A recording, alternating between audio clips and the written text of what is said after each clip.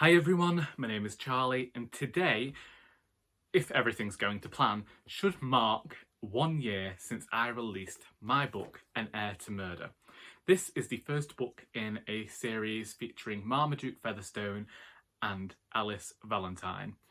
Alice Valentine has lost her job, her auntie has died, and she's just discovered that she has been left her auntie's cottage. And when she ends up moving in, taking over from former caretaker Marmaduke Featherstone, her next door neighbour ends up murdered and she ends up embroiled in the investigation. This also happens to link up to a crime that happened 50 years before the events of the novel and sees Alice and Marmaduke teaming up to figure everything out. Now, when I released this book last year, I anticipated touring it around as I had done with Our Doris and my other books.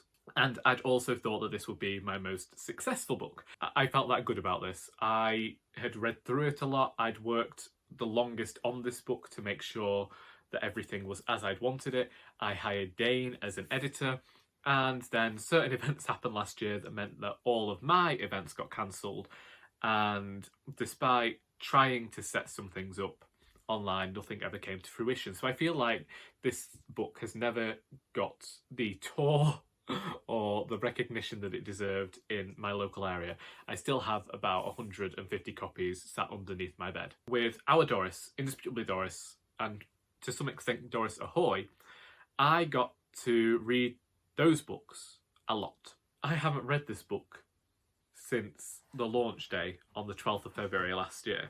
What I've decided to do today is that for however long it takes, but hopefully before the 12th of February, I am going to read this book and I'm going to share my thoughts over certain things I've written and how things are going. But I'm also going to keep a tally of every time that Alice consumes Pinot Grigio so that we can figure out just how much she consumes over the 21 days that this book takes place, how many full English breakfast she eats, how many cups of tea are in there, and anything else that comes to mind. I never set out to write like something brand new to the crime genre. Cozy crime, to me, has a certain style, and it's something that I like to think I employed well. I tried to make some aspects of this book humorous, but I wasn't looking to revolutionise the genre in any way. I just wanted to write a simple, cozy crime novel. So we're going to revisit it, and I'm going to share my thoughts. And I'll see you when I think that I might have something to add. I've only read the first chapter. I am reminded of so many things went into the creation. This begins with Alice wished she'd never laid eyes on Mrs. Sylvia Cameron. Nobody has actually ever seen the very first draft I did. I wrote a lot of this book by hand before it made its way onto my computer. In fact, I didn't have a computer when I first started writing this book. The first very short prologue actually followed Alice's auntie, Magdalena, and began something along the lines of Magdalena Valentine died as she had lived. It gave you details of who she was in Madeira. And the more I read it, the more I thought, this is me writing my way into the story. Originally, Sylvia had a different surname, and then I ended up giving that surname to the detective. And something everybody might have recognised with my books is that I often steal family names. In Our Doris, the name that is stolen is Doris, which comes from my nan's sister, Auntie Doris, although admittedly I'd forgotten I got an Auntie Doris when I wrote that. It just fit and was how I started it. I don't know that we've got an Harold, but we have got an Alf. Alf was both my grandfather's middle name and his father's name. The name that I stole here was Carson, which was one of the family surnames generations back. Names like Copeland was originally my great-grandfather's first name, so that's why Doris is Doris Copeland, because I want to kind of pay homage to these people through my books. Not that they have any defining characteristics that are similar to these people. Anyway, I gave Mrs. Sylvia Cameron, her surname was originally going to be Carson, but I really wanted to be able to use the name and see the name throughout the series, which is why Jez, who we haven't met yet here, ended up getting the name Carson in the end. Also, at the end of chapter 1, we're already seeing a propensity for Pinot Grigio, in that Alice has lost her job and she is in the middle of a large Pinot Grigio when Primrose walks in. And I have to say, it was great rereading this because I remember creating the character of Primrose and how Primrose just came into my head once. And I don't have the note on this phone, it was on an old phone. Just remember how Primrose was completely different to any other female character I'd written, in that she is always searching for the positives. When she first shows up, her reaction to Alice losing her job isn't to quiz her, as some mothers might do, it's to buy another bottle of wine and sit down and chat with her. So what we have here is, in the first chapter, we have them purchasing, Alice consumes a large glass of Pinot Grigio, and then they drink a bottle of Pinot Grigio. We also have their meals, in which Alice begins with a steak and her mother sticks to the halloumi salad. And I remember Brian from Bookish mentioning how Alice doesn't seem to have any cares about her weight, and he was happy about seeing that. And it was strange because there are things that Brian mentions in his video that he liked about this book, and I have some plans for further along in the series, and I was just like, my Christ, I'm going to disappoint these people with later books. With the creation of Mrs. Sylvia Cameron at the start of this book and Alice's social work career, I've always had like ideas in my head, and there's something about the Miss Marple books or the radio plays or any sort of series, crime series fiction, even Murder, She Wrote. If you remember, in Murder, She Wrote, Jessica Fletcher was always going to go and visit a niece or a nephew. It's like, how big is your family? And so the Valentines were very much in this book based on my own family and having such a large family.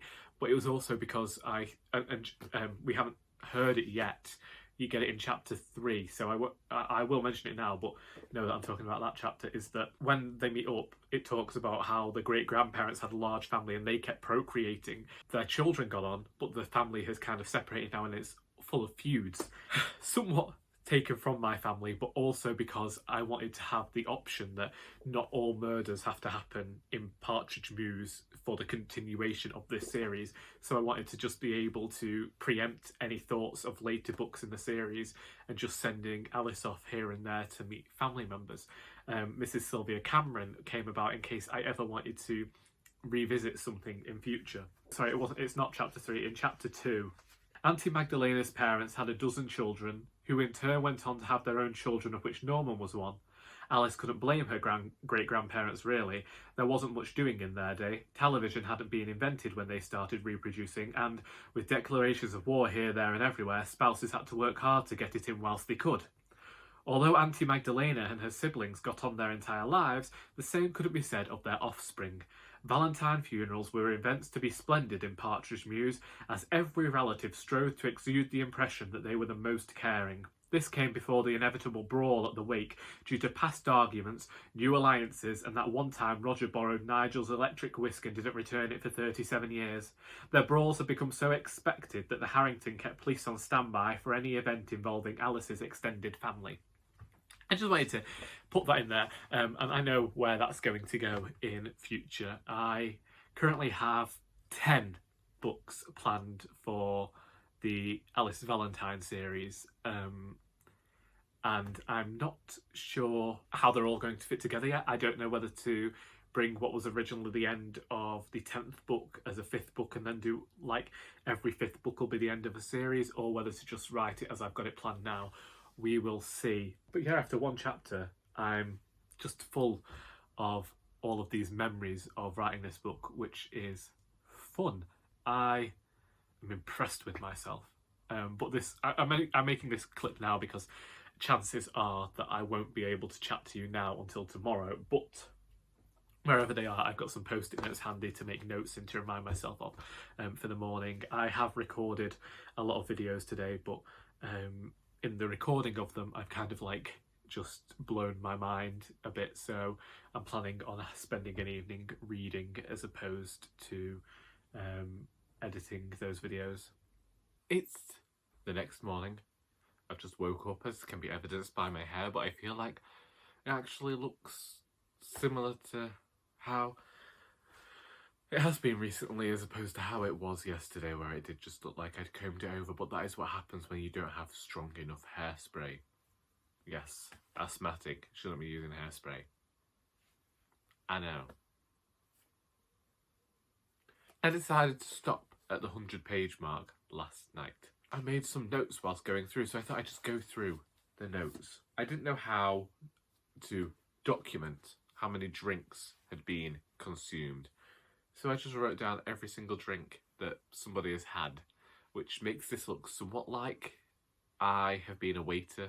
So far, we're 100 pages in, and 3 bottles of Pinot Grigio have been consumed, as well as 1 large glass, 2 cups of green tea, 1 latte, 1 Americano, 5 cups of tea, 5 cans of John Smith's, and 1 decaf coffee that I know about because Alice switches to decaf coffee after a certain event, which she has with 3 sugars. It's a difficult book reading this back and recognising some things, but I'll talk about them more as I find them in the book. But one thing that stuck out for me is that in the 2nd chapter, they are going to Auntie Magdalena's will hearing. Whilst there, the receptionist gets on the phone and you hear the name Mr. Sterling. I can't remember whether this was a plan for a later book to find out what Mr. Sterling was ringing up the solicitors for. I don't know whether I just wanted to get the name Mr. Sterling featured in the book early, because it's only a 260-page book and the first death doesn't happen to page 60. And I remember at the time worrying that this was too late in the book, and I eventually pushed that all aside and thought, well, you have to set up who these characters are. People might recognise that it's Partridge Mews, but it's not okay to just thrust them into the situation. There needs to be some setup. I did start documenting as well how many times Alice got aggressive, and so far we've had 4 cases and 2 of them against the same person. I don't want to say what they are, because I do think that that could be spoilers as to her relationship with certain characters. But so far we've had 2 full English breakfasts consumed, 1 salad, and an assortment of biscuits that I know definitely 2 bourbons were eaten, and there's a custard cream that's broken, but I could not say whether that's all the biscuits that got eaten. Firstly, let's go to my notes from chapter 3, where within 1 paragraph we have the names Mavis, Arthur, Ethel, Bill and Bertie mentioned. If you didn't know, the very first time round of writing a crime novel, I had Arthur Sterling as the detective. It was very much a rip-off of Last of the Summer Wine. I wanted to write a book about these 3 elderly gentlemen, 2 of which had formerly been in the police force and 1 who was a librarian, Bill Newton, solving a crime, this mystery of a missing girl. A tale that I have still taken for An Heir to Murder, but it's going to run out over multiple books as opposed to just the 1. But the thing was, all I'd got to inform my idea of what went into a crime novel was TV dramas and crime series I've been brought up on, and also I wanted it to be like Last of the Summer Wine. So there's a lot in that original draft that I don't have access to at all anymore. Arthur Sterling was taking on a role similar to Compo, except that it was going to be like the episode Spring Fever where Compo dresses up. Bill Newton was definitely more like a Clegg character, the straight man of the piece, and then you had Detective Inspector Clive Constable. And that was just because 12-year-old Charlie really liked the idea of being able to call a character Dick and it not be a swear word. You also have the character of Ethel Sterling. We have never met Ethel Sterling. Every single time that Ethel has been brought up, Ethel is already dead. So I didn't revive her here. I just made it that she hadn't died as early as in this book. And I think Ethel does get mentioned in Our Doris, as do some of the other characters who get mentioned in here, such as we reference when Alice signed some papers with Auntie Magdalena, and Magdalena was about to go to a life drawing class, One of the things in our Doris was that Harold had to leave the live drawing class because of drawing Magdalena. And then Mavis Thistlethwaite. Before Doris, there was Mavis Thistlethwaite, who is Doris's cousin. This is the first time somebody has given me a surname and I have liked it. And I was planning a revamp of the Arthur Sterling series. And I was staying with my grandmother and I just turned to her and I said, I need a surname for this character. And I told her that the person was called Mavis. And my nan said Thistlethwaite. She was very adamant that it had to be Thwaite. I don't know where she got the name from. I don't know what it was. But that one stuck with me. And that was going to be the second idea. Arthur began working for Mavis, who was in the cafe across the road from his house, and he'd go every morning and volunteer as a way of helping himself out of his grief. And then they'd end up investigating a murder together. I wrote some scenes where they were dusting for fingerprints with like corn flour and that sort of thing. Was there another name in here? Oh, and then we have Bertie, who is Arthur's brother. And Bertie has always been Arthur's brother. I remember a second scene from that very first draft years ago, and Bertie was there. But I suppose also in terms of all of the names in this book really have stories and links to previous works, such as Marmaduke was another try to write this somewhat Last of the Summer Wine style thing, and he was exactly like Compo, a carbon copy, really. One thing about Marmaduke that has followed me throughout the writing of him, but I only ever wrote him when I was in year 9, so how old was I then? 13 to 14. Marmaduke has always had this sadness in his past that I have known about, and that informed the way that he was written, really. Like, I always knew, despite the fact that he was filthy, his house has always been a mess, he's always been unkempt, there was some sadness there about Marmaduke, which you get to understand more of in this book when it comes to the tale of this missing girl. And really, with this book, I was pulling all of these different tales I tried to tell into this story. Alice's name really was just a case of me stealing my dead grandmother's name. Before she died, how it came about, I knew that I wanted to write a cosy crime novel finally, and in 2015, after I'd finished Our Doris, I thought it was going to happen then. And I wrote a few chapters, but it really rushed through the story, which was why I ended up going and just writing everything longhand and not telling people I was working on An Heir to Murder and keeping it all secret, because I didn't want to say, oh look, I'm working on this project, and then nothing happened. Also, the name Marmaduke Featherstone, I have no idea where that came from, except that originally his name was Featherbow, which was too close to Feather Boa. I did want to mention all the different characters who have been detectives in versions of this before. So we had Arthur Sterling was the first guy who was ever going to be a detective in one of my stories. Then you had Marmaduke Featherstone. You had Arthur Sterling and Mavis Thistlethwaite. We also had Clementine Partridge. We haven't met her yet in this story, but the only tale I ever wrote of hers was her going to a farm shop and having a go at the people working there because she had discovered an eyeball in her honey. Clementine was very much inspired by a friend of my mother's. I don't know what it was about her. She had a very big character.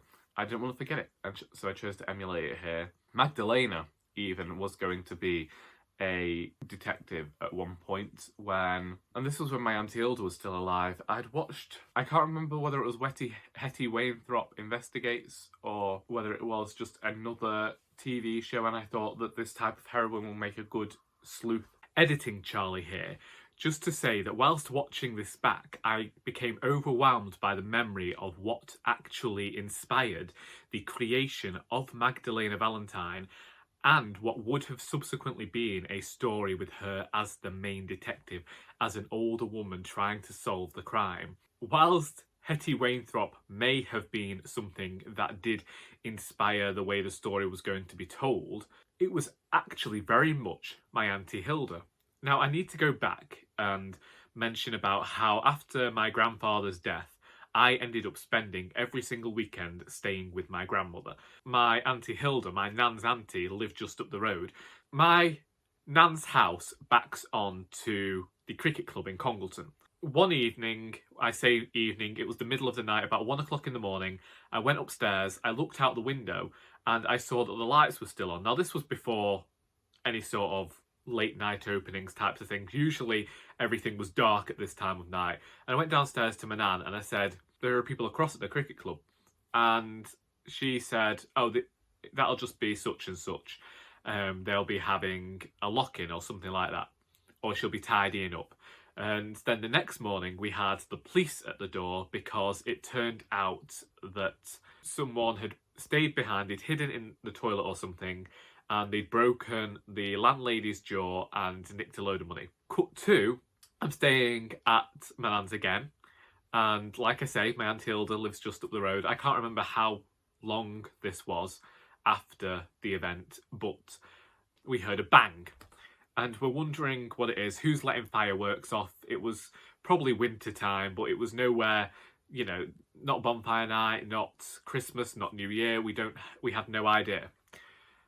Next thing you know, it turns out that right outside my Auntie Hilda's house, someone had taken a gun and shot somebody else in what was a drug feud, something to do with drug dealing and something on the patch. Don't really know, but it was one of those things where the paper kind of turned against the victim because it was to do with drugs, whereas like they didn't really think about the fact, well, actually someone's been shot, so maybe we could show them a bit of empathy, because, you know, whether or not there was any sort of drugs or terrible thing involved, it's not really nice when somebody else has been a victim of a shooting. And then there was also another time that somebody happened to try to break into my nan's house, but she has 2 doors to get through before you can get into it, so they'd only managed to break into one door, and then the dogs started going off, and then with all this commotion somebody came and stopped them and then came knocking on the glass door to say what happened. And so it was all these different crimes and criminal goings on around my grandmother's house that had inspired this story, which was going to see Alice's Auntie Magdalena, and she had a husband then called William that hasn't been mentioned in An Heir to Murder because it doesn't matter. It was a classic case of this somewhat overweight, older woman, very independent. She witnesses this shooting happening outside her house and decides that she and her Jack Russell are going to investigate it. I also gave her a Land Rover and was very surprised when Vera, the TV show, came along and that she was driving along in an old Land Rover as well, because that was what I'd had in mind for the character of Magdalena. From there, really, that was where this character of Auntie Magdalena originated. And I can remember writing a lot of, similar to what you see in my fiction now, this very strong northern woman going about investigating things with her unsuspecting husband. I suppose this could have been a precursor to Harold and Doris again, or Alf and Edith, in that you have this husband figure that you sympathise with, except for the fact that it was very much a loving relationship and there wasn't a lot by way of anger there. It was just he went along with what she said, whilst he was more sensible and more quiet and she was quite bawdy, but it was never aggressive or abusive. That was where it came from, with Auntie Magdalena and what was going to be her detective novel. And it didn't happen. In my original draft of Alice Valentine 5 years ago, Auntie Magdalena just wants Alice to go and live in her house because she's moving to Madeira with her new husband, and there is no animosity there. And I knew that I was killing off Arthur Sterling because I had to kill off this detective, and I was sending Magdalena to Madeira so that I could always, you know, in future send Alice off for further adventures. But then for whatever reason with this book, I knew that Auntie Magdalena had to die before the events of this book. And it did leave me with a bit of an issue time-wise, because Magdalena and Alice do feature in Our Doris in the story Quinoa. An Heir to Murder is set between Our Doris and Indisputably Doris. There's not really that big a time frame between her moving to Madeira and her dying. Same sort of thing happens with the Ethel Sterling thing, in that I had to write in to An Heir to Murder that the doctors found her cancer before they could fix it because she's dancing around at the Christmas party. Or is it a Christmas party? No, it's the school reunion. That's all I have to say about the origins of Magdalena Valentine, where she came from, and the fact that she never actually ended up getting the full-length novel that I originally planned before killing her off. But what can you do? What you've seen with this book is me kill off all the people that could have possibly been detectives in the past and put the others into different roles. I have another thing here saying to discuss grief. And yeah, basically grief is a big presence in this book. Auntie Magdalena has died. Arthur Sterling is grieving the loss of his wife, Ethel, which is why he is doing what he's doing, going around and trying to solve this murder from 50 years before, and in getting closer to the murder and figuring out who the murderer is, he ends up getting killed himself. Throughout the book, Alice's grief is explored. Indeed, further on than I am now, I know there's a scene where Jez ends up going and talking to her about grief and saying grief is stupid. Now, when I first started this book, I didn't know my own experiences of my grandmother dying would end up influencing the way that this book was written. So my grandmother died about 2 months before I finished it, and remember the final 30,000 words were written after she died. So from about the point that I'm at now. It changed the direction of the story because I was experiencing a different kind of grief than I'd ever experienced before. The grief that Jez talks about in here about, I'll find the quote properly. Alice has had a falling out and she's come back to her house. Just a cup in the window has reminded her of her Auntie Magdalena and a trip she had, and now she's crying. Jez comes, and after a few choice words, he says that when his granddad died, he couldn't watch another episode of Emmerdale because of how much Seth Armstrong looked like his granddad. That grief is stupid, it's a process. There'll be days when you're feeling perfectly fine and then something so small, so insignificant can hit you and you'll find yourself crying in the disabled toilet of a Wetherspoons. Well, that was the first time I directly used my own life in fiction to discuss something, and basically, yes, I was 10 years old. And my grandfather had died the previous November. I'd been very close with my mum's dad. And, I'd go and stay with my grandmother, we'd disappear for days, we might only be going to do the shopping. He fueled my liking of reading and fantasy and sci-fi and that genre, which isn't something that I could do with anyone at home. His death was one of the first major ones where grief was incredibly palpable and didn't just end after 1 year. I always say that I kind of stagnated in life for for the entire 8 years then, because I was just like, well, there was no way of pulling 10-year-old Charlie out of this pit of life isn't worth living. The whole grief is stupid bit there with being in the Wetherspoons toilet, actually, it wasn't a Wetherspoons, we were never one to do that.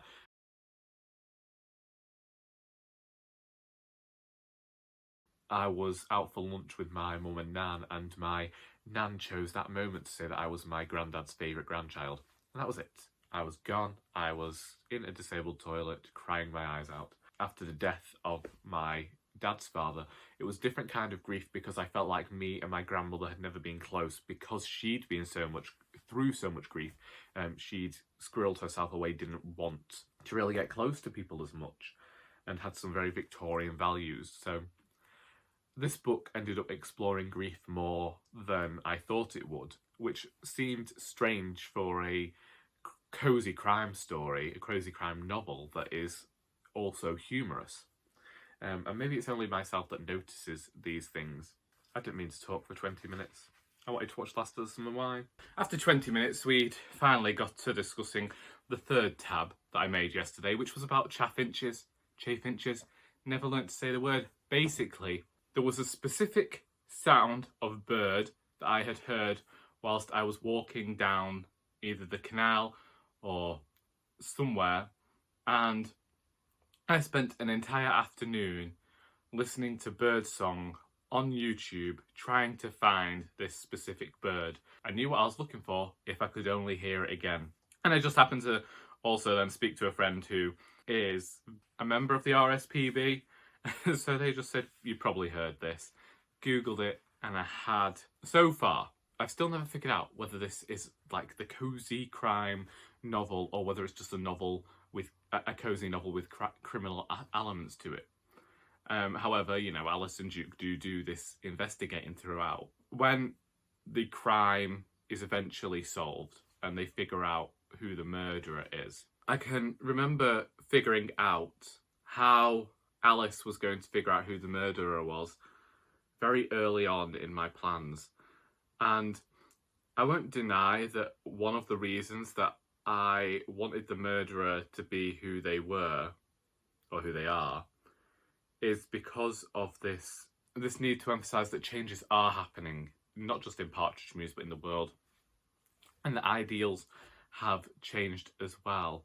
I did really eliminate any connection to that very first story with Arthur Sterling. Now, Ronnie Butterworth, who is another character who gets mentioned in here, is a character who was originally never a detective, but Ronnie Butterworth was always going to be a bad un. And one thing that really gets discussed here is homosexuality and how opinions of it have really changed in, well, this book is set 50 years before and then in 2015 as well. One of the whole motives behind the murder of Christopher Partridge is linked to sexuality. You have discussion of bisexuality in here as well. But one of the big things that I set about doing when I created Jez, the Alice link to the police force, and the guy she thought she'd stood up 9 years before the novel, only to realise that she was actually the third wheel on a date and he was meeting his future husband. Originally, when I wrote the line where Alice recognised who Jez was and he said that he was gay, that was originally written for humour and to think that Alice had held on to this stress and this thing, you know, like we all do. We keep things, there are mistakes we've made in the past that sometimes will come to us in the middle of the night and we're like, well, why did we do that? And that's one of the things that has stuck with Alice for 9 years. One of the big things that I think we see a lot in like TV series, we always talk about how we have the tragic gay love story where they will always kill off one member in the gay partnership. It's, again, the bury your gays trope. We see it all the time. We knew it was going to happen on Coronation Street last year with one character, or was it the year before? Now I don't know. When characters leave certain shows. I mean, I am still not over the Christian and Ollie storyline from Verboten and Lieb, sorry for my German pronunciation, the German soap opera that I started watching when I was at university, because I thought that theirs was a great love story, and the ending of that, just because the actor had to go and shoot the voice of Germany, breaks my heart every time. They could have just sent him away. In Last of Some Wine, when Barry disappeared for 6 years, Glenda always said he was at work. Why can't we have that start happening with the actors disappearing from the shows? It's just going to be working away from home more, so we aren't going to see him. We only see him at weekends. Referencing being upstairs like Tracy Barlow, you don't always have to separate them. They don't always need to have this big exit. You could, like, say they're upstairs and then just recast the character, in my opinion. But that's just the way my mind works. But anyway, after that tangent, I really wanted to show a gay relationship that perhaps isn't doomed, that isn't going to be seen like other relationships in media where they'll either disappear to have an affair, or, as with Christian and Ollie, one of them will go off to England and have an affair with a woman just so the actor can leave a show, and then Charlie ends up really annoyed at the TV show for ages. It was just to show them they left school in a relationship together, then they separated to go and explore life, but when they got back together, recognised they wanted to be together and got married. And the only issue I've had with writing Ben and Jez as a couple, despite the fact you haven't actually met Ben yet, is my concern that in trying to show them being happy, I might be giving a heteronormative idea of what happiness is, of them being married and having this story. But at the same time, my intention is to say it's possible to have a happy queer relationship featured in media and not constantly have things trying to separate them and tear them apart, have them be one of the like standing stones of the series and be the friends and the relationship that readers can rely on. Similar to Primrose and Norman, which is also going to be one of the reliable relationships in here. I didn't want it to have all the chaos that the media constantly tells us that it has to have. In the next book that I have planned, the reader does get introduced to Jez's husband. There were actually a lot of characters that got cut from this book because they seemed extraneous, and whilst I do want them to feature in the series and they are going to have important roles to play further down the line, they didn't fit here. Indeed, sometimes that's going to be a case of the story moving away from Partridge Mews and us perhaps not seeing the mainstays of the series in certain books. But I do have not a fully mapped out plan yet.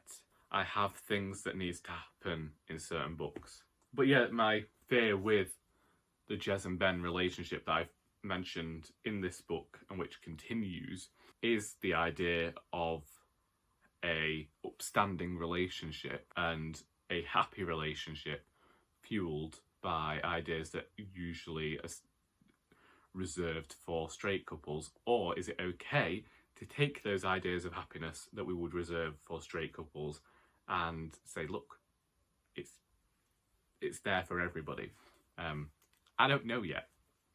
I haven't tried to write it, but I did have some ideas about where their relationship would go over future books, and then this fear arose in the back of my head, as it is wont to do. I think that that's everything. So we had half an hour of a discussion today, really, over just the first 100 pages and being reminded of what inspired certain things. I would discuss more, but it would go into spoiler territory.